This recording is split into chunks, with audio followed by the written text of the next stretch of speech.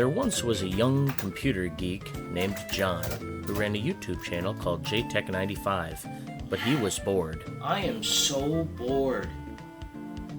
He had plenty of games to play on his retro machines, but sometimes he felt lonely because he had nobody to talk to. Which I guess kind of makes sense when you're a nerd. But one day, something incredible happened. Hello there, John. How is it going?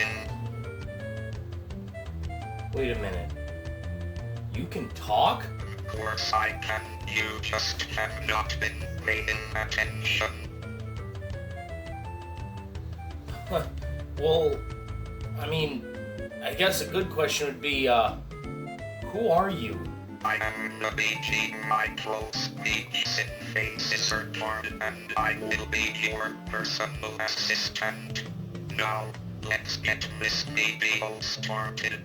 Start the opening title now. Far out.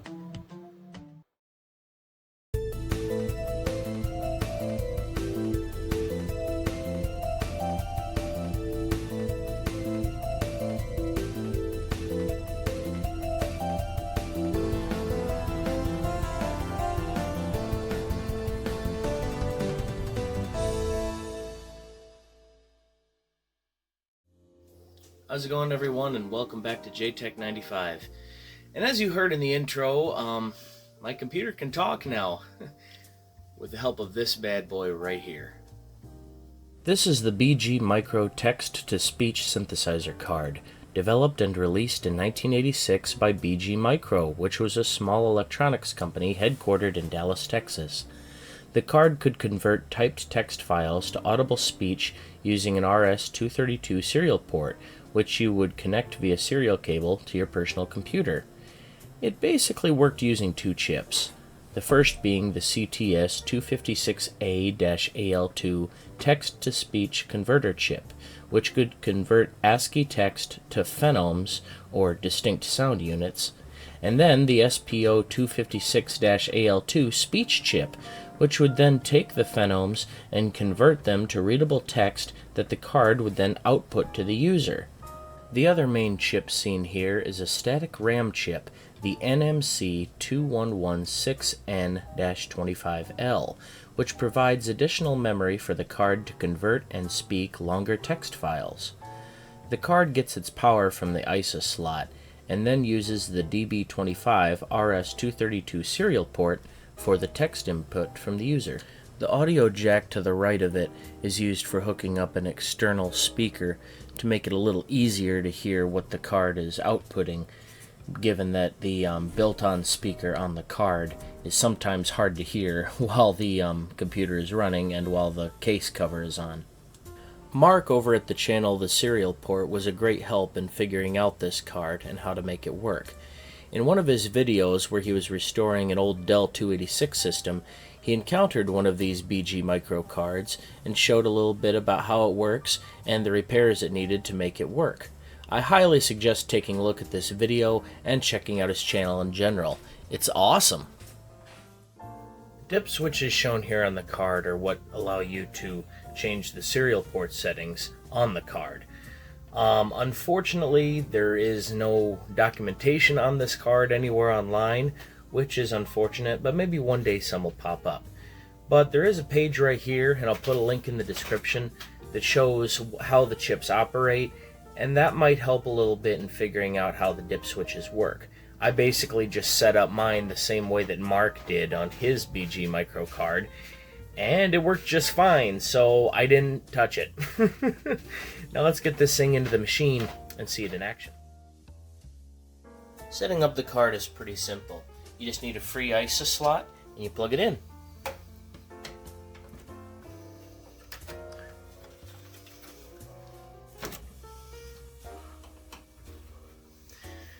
Then we just have to put a screw in there. Cool. Now let's hook up the connections. As I stated earlier, pretty much all you got to do is have a free serial port on your personal computer that you can plug the card into, like this.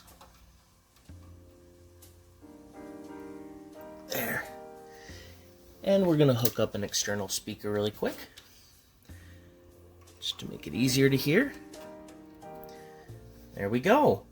She's all set. Let's hop in the system and see how it works. So the first thing you gotta do is you gotta edit your autoexec.bat file to communicate with the card. This line right here at the top, mode com2 :300, n, 7, 2, is the line that lets the computer communicate with the card. I'm not exactly sure what all those switches do, the N, the 7, and the 2. I know the 300 is for the baud speed, and then COM2 is obviously the port that the card is communicating with via that cable.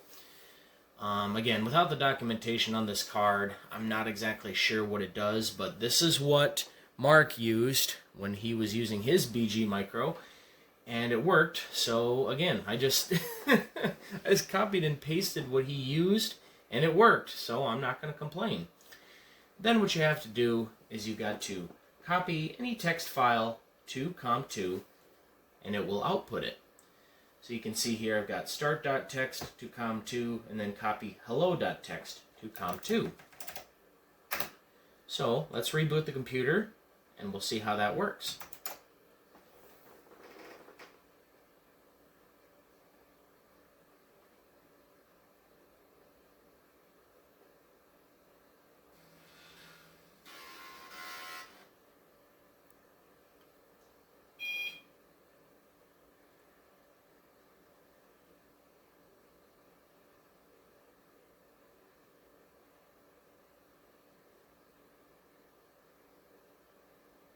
System check.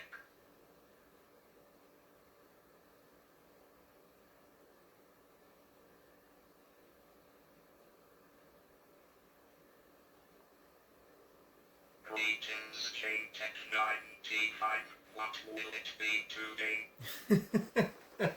This card is cool. You can pretty much input anything you want into the card, and it will speak it back. Sometimes you have to type things a little weird so it'll enunciate things correctly, but it is what it is. It was an early form of text-to-speech, and from what I was reading, one of the chips used in this card was actually also used in the Speak and Say toy that was around in the 70s and 80s.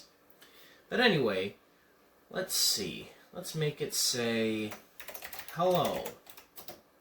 Thank you for watching this video.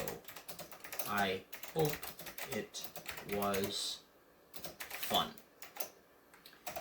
And we'll save that as hi.text. Exit out of here. Now let's copy hi.text to COM2. Hello, thank you for watching this video. I hope it was fun. See, it's just really neat.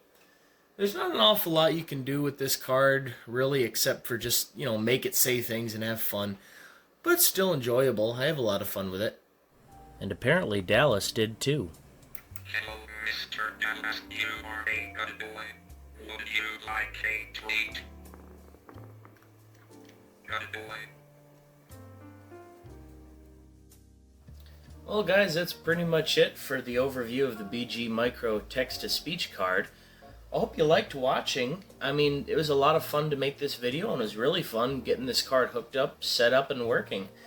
I'm going to have an awful lot of fun with this. Do you have anything else you'd like to say to the viewers before we go? Please comment and like this video and subscribe to see more vintage computing content like this. Thank you for watching, and I will see you later. I couldn't have said it better myself. Catch y'all later. Bye-bye. Thanks again for watching. You guys are awesome. See you next time.